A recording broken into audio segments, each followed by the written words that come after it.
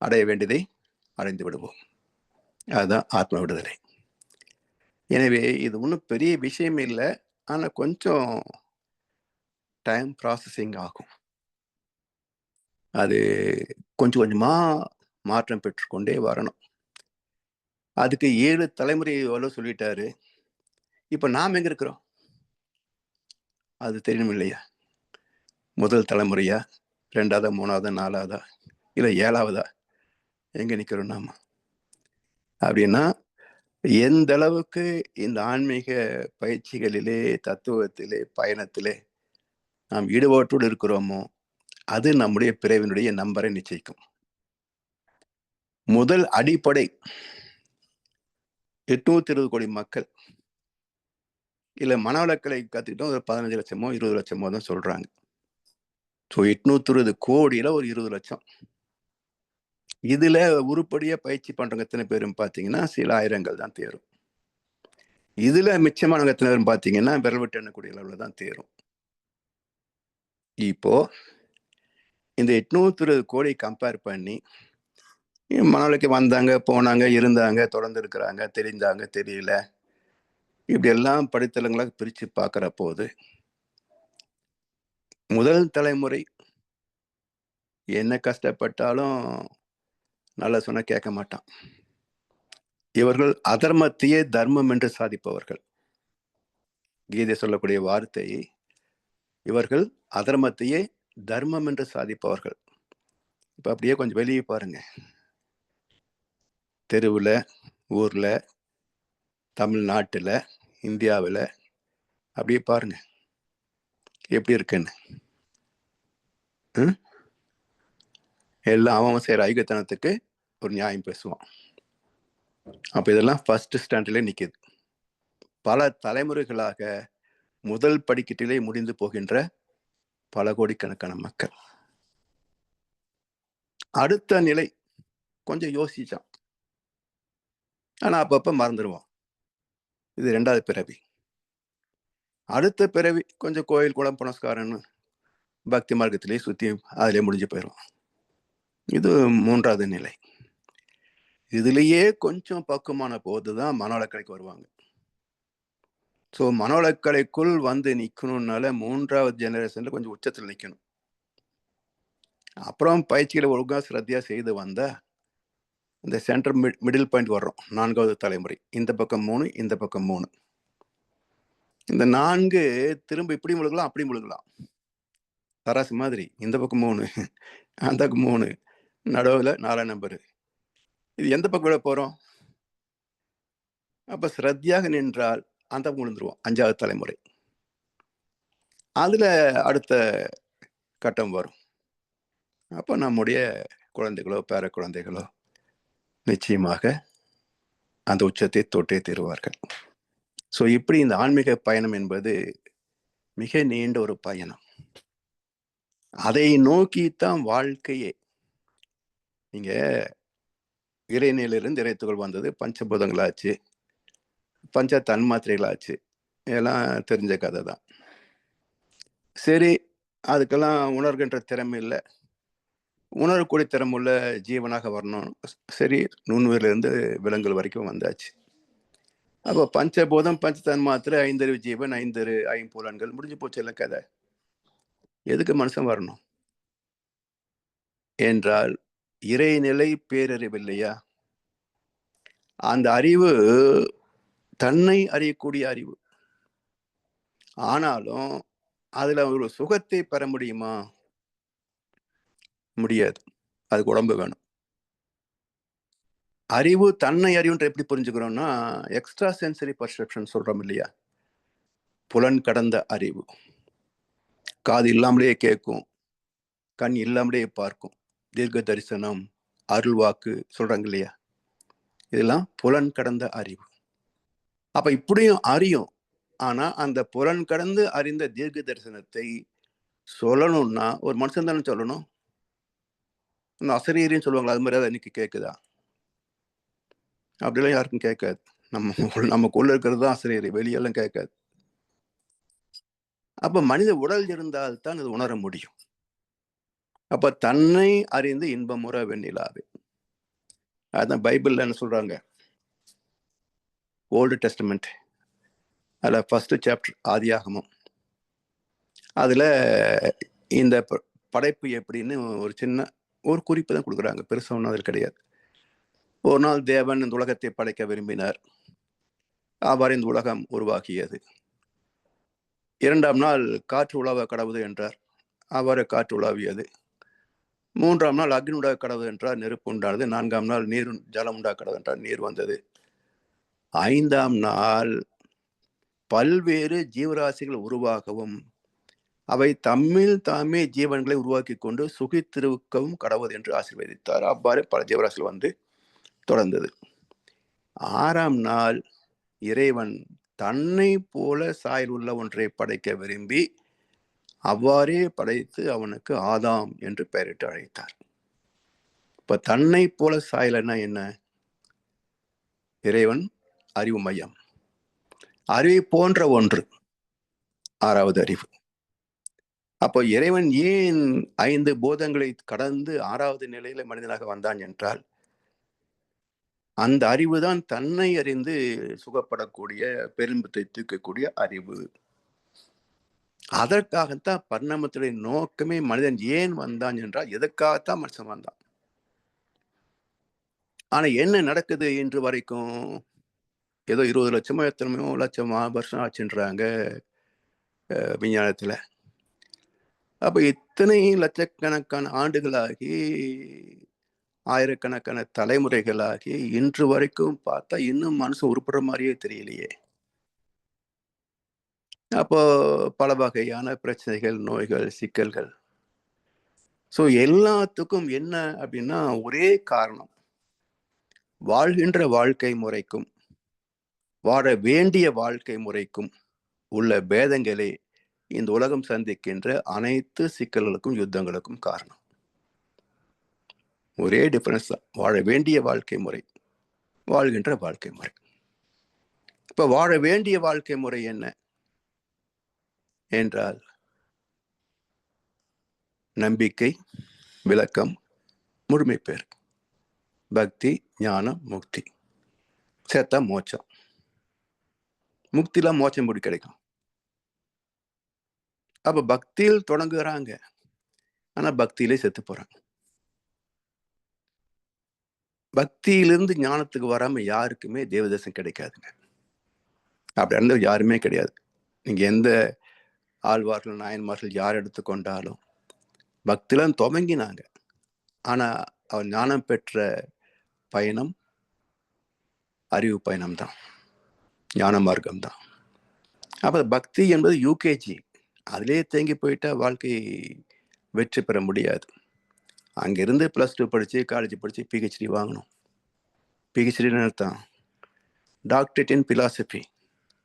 Philosophy leads to divinity. அப்போ PhD ஏன் கொடுக்குறாங்க?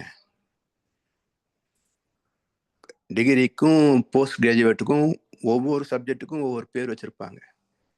பேசிக் கெமிஸ்ட்ரி, மேத்ஸ்ன்னு, MSc கெமிஸ்ட்ரி, மேத்ஸ் சப்ஜெக்ட் எல்லாருக்கும். ஆனால் PhD chemistry, PhD mathematics, PhD biology யாரும் கொடுக்கறது இல்லை. ஒரே PhD தான், அதில் டிவிஷன் கிடையாது. அப்போ என்ன அர்த்தம்? எத்தனை துறைகளில் பேதங்களாக நீங்கள் படித்திருந்தாலும் கடைசியில் அறிய வேண்டியது ஒன்றே ஒன்று தான், அது பேதம் கடந்த நிலை. So philosophy leads to divinity, அதுதான் PhD. இது தெரிஞ்ச PhD எத்தனை பேருங்க? பல பேர் வாங்கியிருக்காங்க PhD. ஆனால் பிலாசபி லீட்ஸ் டிவைனிட்டின்றது எத்தனை பேருக்கு தெரியும்? அப்போ படித்த முட்டாள்கள் கணக்கில் தான் சேரும். இப்படி இதெல்லாம் புரிஞ்சு வந்தா தான் ஆத்ம விடுதலை கிடைக்கும். அற்றது பற்று எனில் உற்றது வீடு, அற்றது பற்று எனில் உற்றது வீடு. அப்ப அந்த பற்றை எப்படி கடந்து போக முடியும்? அதுக்கு அற்புதமான ஒரு நூல் தான் பகவத்கீதை. இப்போ பகவத்கீதை என்ன சொல்லுது? நம்ம மாதிரி ஒரு மனுஷன் யுத்தம் செய்வதா வேண்டாமான்றது மட்டும் பிரச்சனை இல்லை. ஃப்ரெண்டு கடன் கேட்குறாரு, கொடுக்கலாமா வேண்டாமா?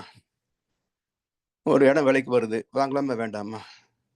அச்சய திதி, தங்கம் வாங்கினா வளருமா வளராதா? எத்தனை குழப்பங்கள். அப்போ நம்முடைய ரெப்ரசன்டேட்டிவ் தான் அர்ஜுனன். அர்ஜுன விஷாத யோகம், குழப்பத்தில் வாழ்கின்ற மக்கள். இந்த குழப்பத்துக்கெல்லாம் தீர்வு என்ன? கேள்வி வரும்போது பதில் ஒன்று வேண்டும். அதான் சாங்கிய யோகம். ஆத்மா தெரிஞ்சுக்கணும், பரமாத்மாவை தெரிஞ்சுக்கணும், தெய்வத்தை தெரிஞ்சுக்கணும். இதுதான் இந்த குழப்பத்திற்கே தீர்வு. சரி, விடைய சொல்லிட்டீங்க. எப்படி அடைவது? எங்க போய் பார்க்கறது இறைவனை என்றால், கர்ம யோகத்தால் மட்டுமே இறைவனை சந்திக்கலாம். இப்ப கர்ம யோகம் என்ன? 3வது சாப்டர். அப்போ கர்மா என்றாலும் கர்ம யோகம் என்றாலும் செயல் செய்வது. கர்மா என்பது மனம் சார்ந்தது, கர்ம யோகம் என்பது மனம் அறிவோடு இணைந்த நிலை. மனம் சார்ந்த செயலுக்கு விளைவு இன்பம் அல்லது துன்பம். மனம் அறிவோடு இணைந்த கர்மயோகத்தின் செயலுக்கு விளைவு இன்பங்கள் மாத்திரமே, துன்பத்தின் சாயல் கூட கிடையாது. நல்லா இருக்க? சரி, அது மாதிரி நான் வாழ்ந்துடுறேன். முடியாது. ஏன் முடியாது?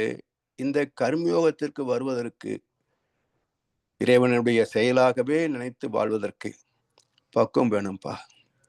என்ன பக்குவம் வேணும்? நீ என்பதே, இந்த உடல் என்பதில் ஞானேந்திரங்கள் கர்மேந்திரங்கள்னு 10 வச்சிருக்கிறோம். இந்த ரெண்டும் பழக்க பதிவில் சிக்கி கிடக்குது.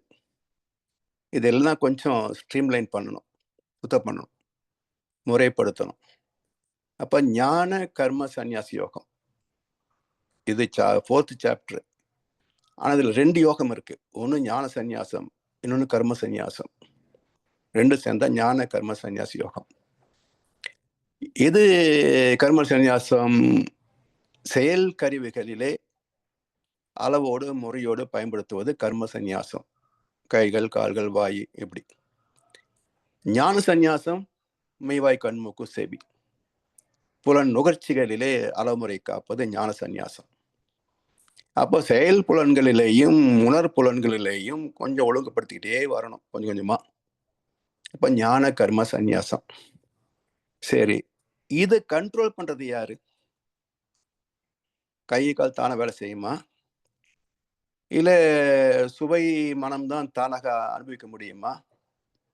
மனசு இல்லைன்னா? அப்ப மனதையே பக்குவப்படுத்து, சந்நியாச யோகம். அப்ப 5வது சாப்டர் என்ன சொல்லுது? மனசை சுத்தப்படுத்து, மனதை பற்றுகளிலிருந்து கொஞ்சம் ரிலீஸ் பண்ணு. அது சந்நியாசி யோகம். இந்த பற்று நீங்கினால்தான் தியானத்தில் அமர முடியும். 6வது தியான யோகம். இப்ப நாம தவம் பண்றோம், ஏன் பல எண்ணங்கள் வந்துகிட்டே இருக்குது, இடையில குறுக்க வந்துகிட்டே இருக்குது. 30 நிமிஷம் ப்ராக்டிஸ் பண்றோம்.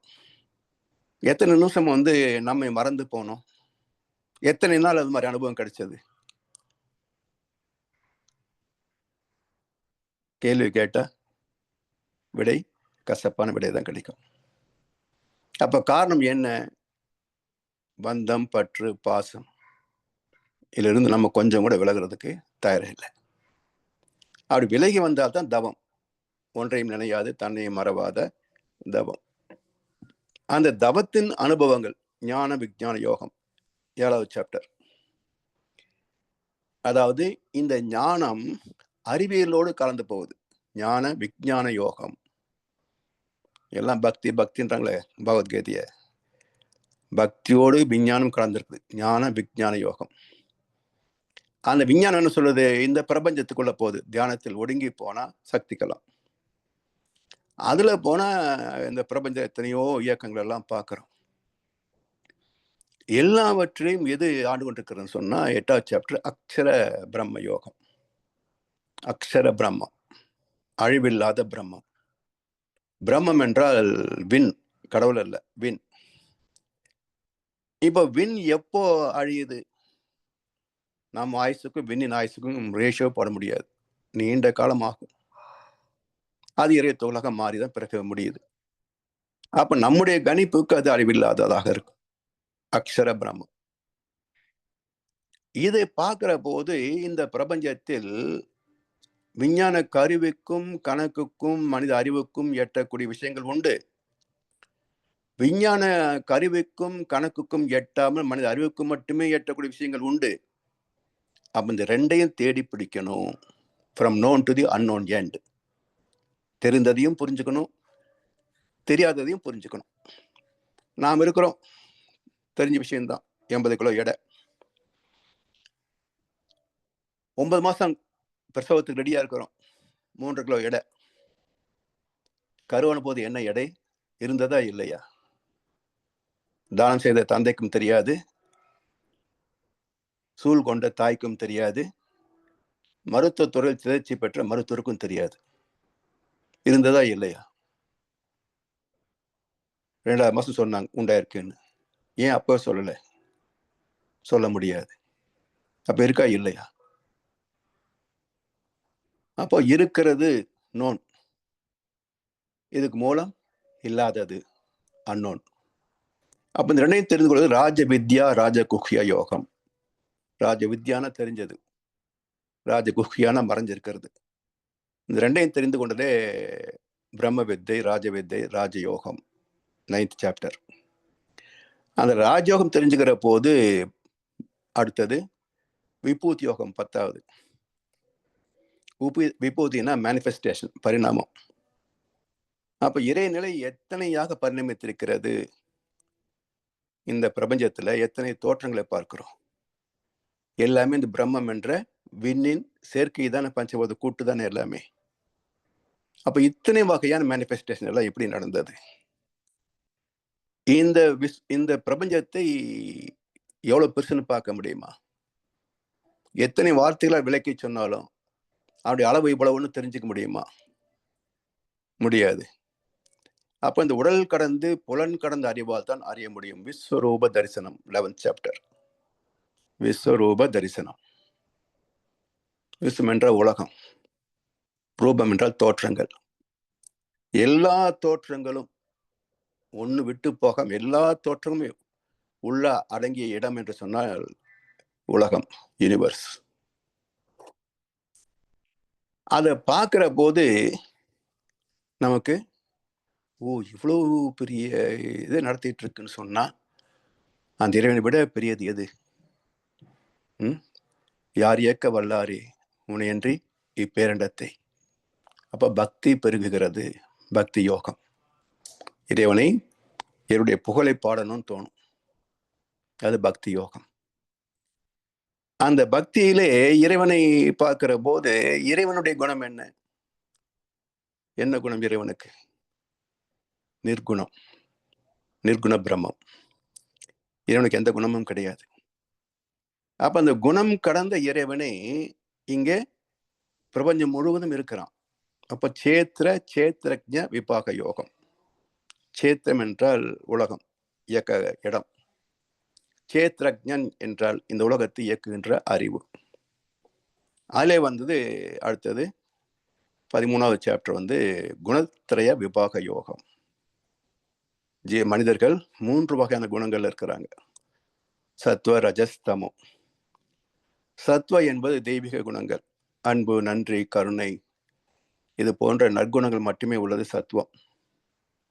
ரஜகுணம், ராஜா குணம், நிர்வாகம் செய்யக்கூடிய திறமைகள். அப்போ தன்னை, குடும்பத்தை, சமுதாயத்தை, தேவைகளை இதெல்லாம் எப்படி உற்பத்தி பண்ணி விநியோகம் பண்ணி நல்லபடியாக இருக்க முடியும், அந்த அறிவு, மற்ற அறிவையும் உழைப்பையும் பயன் கொள்கின்ற திறம், இதெல்லாம் ரஜகுணம். தமோ குணம், ரெஸ்ட் எடுத்து டயர்ட் ஆகுறது, சோம்பேறிகள், டாஸ்மாக்கு, போதைப் பொருள், சோம்பேறித்தனம், உழைப்பதற்கு ஊக்கமின்மை, இப்படி அடுத்தவனுக்கு எடுத்து தன்னை வளர்த்துக்கிற கூட்டம். இதுல இந்த பூசாரிகளும் சேருவாங்க. இந்த கோயில் பூசாரிகள் இருக்கிறாங்களே, இவங்களும் சேருவாங்க. அடுத்த உழைப்புல வைத்த வளர்க்குற கூட்டம் இது. ஸோ இப்படி எல்லாமே தமோ குணம். தனக்கு ஒரு நன்மை இல்லாத போதும் அடுத்த ஒரு நலத்தை சுரண்டுகின்ற ஒரு குணம் தமோ குணம். இந்த உலகத்தின் சிக்கல் என்னன்னா, இந்த தமோ குணம் ரஜோ குணத்துக்கு கலந்து போச்சு. தமோ குணம் ரஜோ குணத்துக்கு கலந்து போச்சு. ஆட்சிக்கு வந்துட்டா என்ன கேட்பத பண்ணா எவனும் கேட்க முடியாதுன்ற திமிர் வந்துடும்.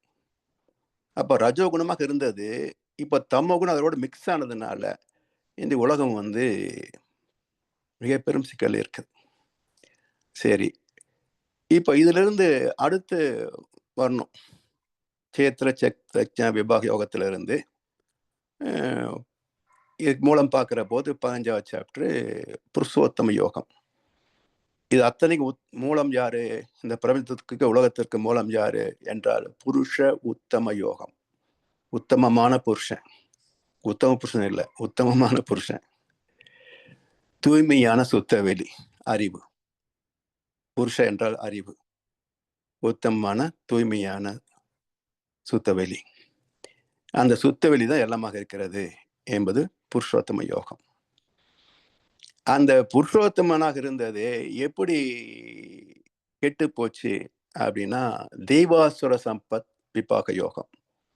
தெய்வத்தன்மையும் இருக்குது, அசுரத்தன்மையும் இருக்குது.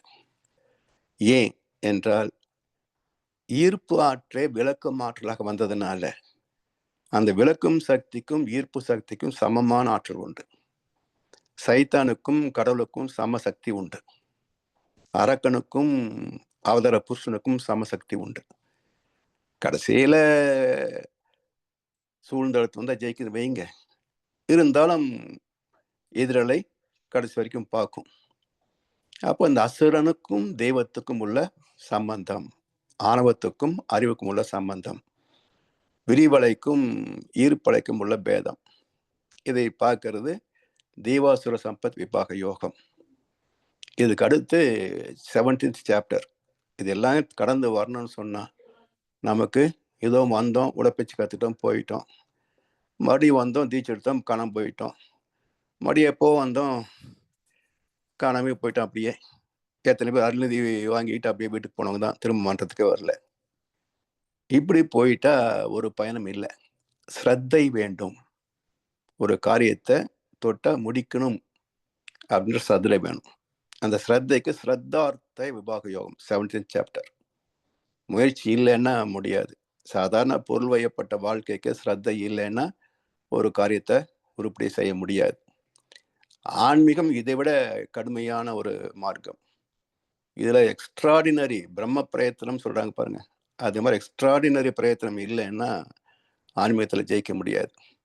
அந்த ஸ்ரத்தை வேணும். அப்படி இருந்தாலும் கடைசியில இறைவனை அடைய வேண்டும் என்று சொன்னால், இறைவனை அடையணும், இதுதான் வாழ்க்கையின் நோக்கம், அதான் உயர்ந்தது அப்படின்ற எண்ணத்தையும் விட்டுடு.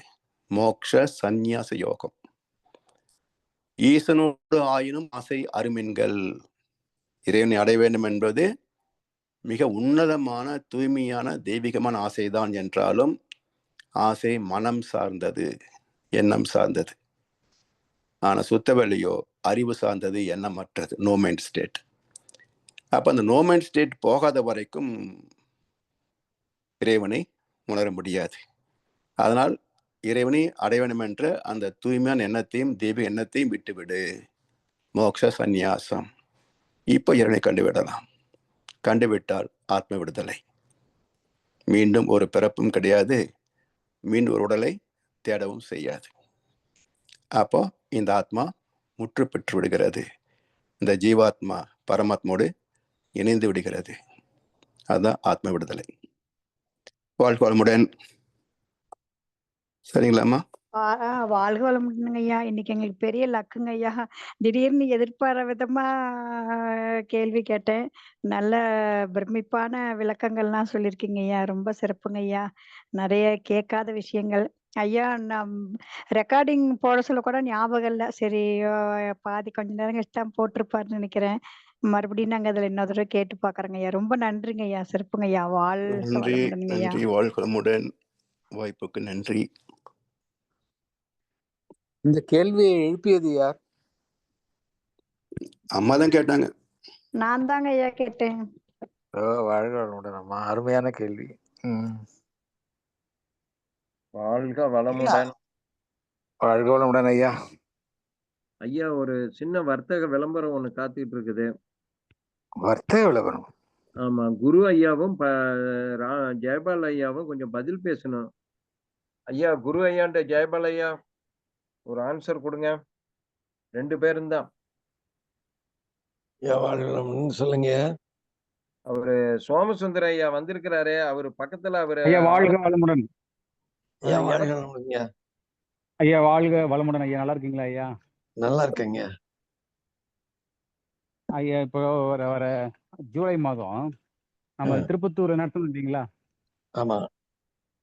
அதே மாதிரி ஒரு அறிவியல் கருத்தரங்கு திருப்பத்தூர் பக்கம் ஒரு 60 கிலோமீட்டர் ஐயா. ஒரு சரிங்க. அறிவு திருக்கோயில் இருக்கு, அங்க நடத்தணும். ஒரு 200 பேர் கிட்ட கலந்துக்குவாங்க. நீ திருப்பத்தூர் வந்த மாதிரி நீங்க ம். ஐயா, குரு ஐயா, நீங்க மாணிவாசகர் 3 பேர் வந்தீங்கன்னா நல்லா இருக்கும் ஐயா. என்ன டேட்டுங்கய்யா? டேட் நாம கொடுக்கறது தான். சரி. குரு ஐயா ம். இருக்கிறாரு. குரு என்ன ஐயா என்ன ஊரு? வாழ்க ஆனா வளமுடன். சண்டே மேக்ஸிமம் சண்டேல தான் வாழ்க்கை வளமுடன் ஐயா. சண்டேல தான் எந்த ஊரு? ஞாயிற்றுக்கிழமை எடுப்பாங்க. ஊரு ராசிமலைன்னு சொல்லிட்டு அது. பேரை சொல்லுங்க. ராசிமலை.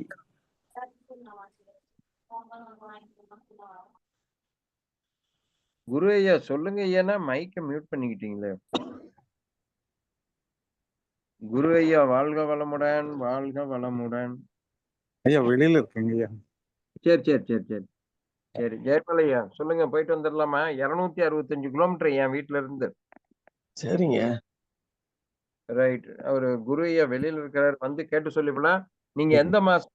ஜூலை ஜூலை ஒரு சண்டே, ஃபர்ஸ்ட் வீக் சண்டே கேட்பாங்க அவங்க.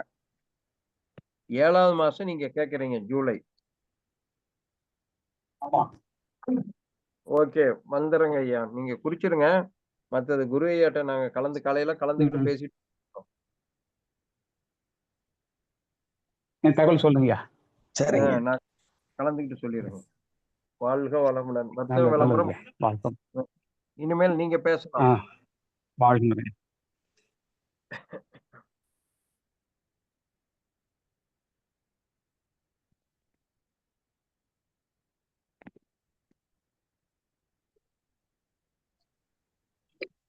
பழனிசாமி ஐயா. இருங்க, ஐயா இருங்க. சொல்லுங்க ஐயா. வாழ்க வளமுடன். இன்னொரு வாழ்க வளமுடன். இன்னொரு ஐயா ஐயா இன்னொரு வர்த்தக விளம்பரம். சொல்லுங்க ஐயா. கைடு பிரசாத் டாக்டர் தான் சன்னை கூட்டிட்டு இங்க நாமக்கல்ல ஏதோ ஒரு ஸ்கூல்ல சேர்த்துறதுக்கு வந்துட்டாரு. எல்லா லஜ்ஜும் முகூர்த்தத்தினால புக்கா.